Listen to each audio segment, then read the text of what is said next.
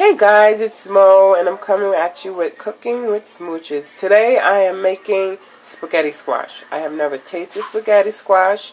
I have never seen it, like anyone eat it besides YouTubers when I'm watching some of my YouTube people, and it looks so delicious. I decided I wanted to try, and I heard it's really good. So I went out and bought the squash, and the way you can tell if it's a good squash is make sure the outside of it is hard. There's no soft spots, and make sure it feels heavy and not like it's hollow or anything like that, because I think that's a sign of spaghetti squash going bad.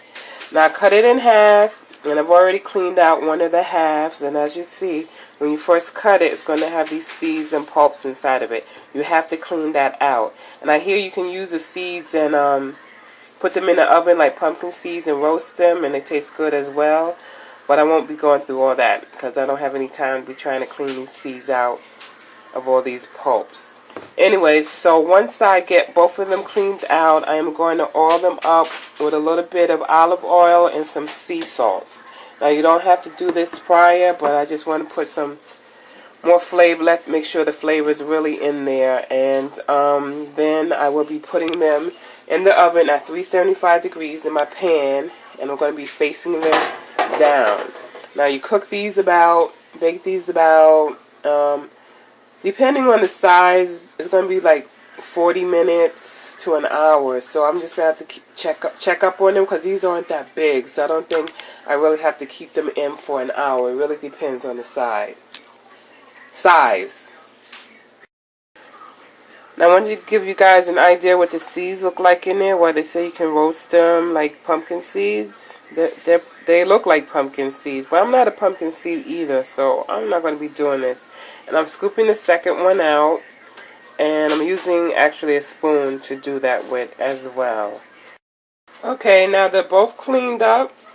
They're both oiled up with olive oil, and I sprinkled on the sea salt like I said. Now I'm going to place them in a 375 degree oven for approximately 40 minutes. Depending on the size, it could be more. I'm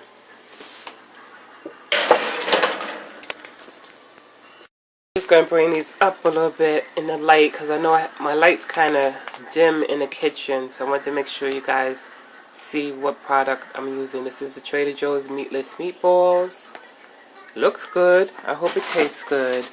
This is the Asian vegetable stir fry, both from Trader Joe's, and the ingredients that is showing is textured soy protein concentrate, textured vegetable protein, which is soy flour and caramel color, seasoning blends, breadcrumbs, wheat flour, soybean oil. So it all sounds good, like good ingredients in it, so I'm just hoping it tastes as good as it sounds. Okay guys, I'm about to take my first taste of a meatless, it's falling apart, probably because of the sauce I cooked it in.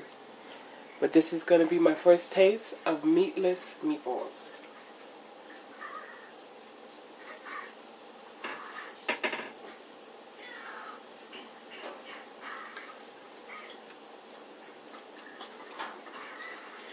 Now, I did cook it in the sauce, but if it wasn't really good, I don't think it would matter if it was cooked in sauce or not. But if I didn't know better, I would think this was meat that I was eating, and that it was all seasoned up really, really good. So yes, Trader Joe's meatless meatballs are delicious, and it does taste like meat. So go out and try it. If you never tried any type of vegan product,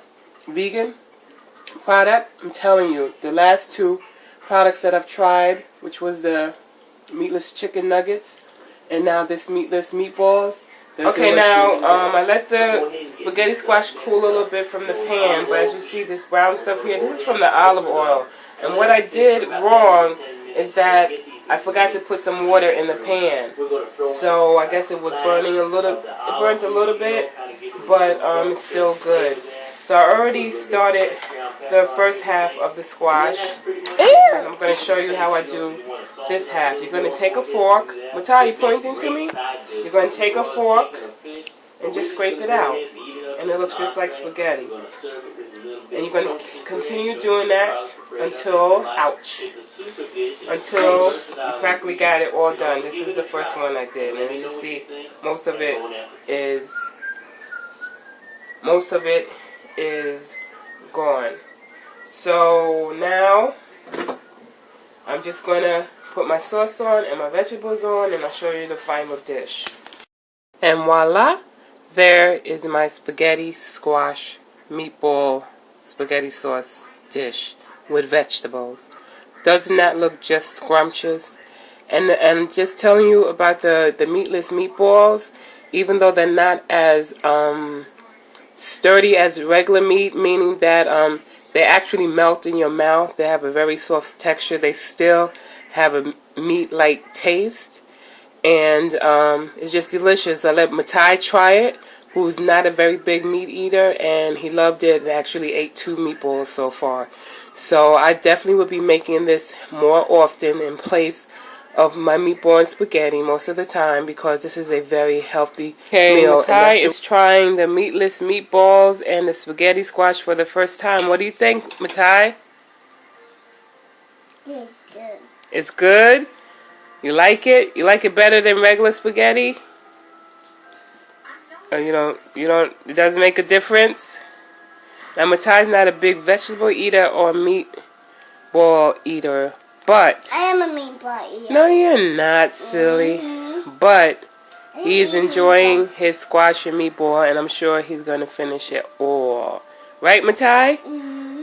Say bye, Smooches. Bye. Look at the camera. Bye. Wishes. Smooches. Wishes.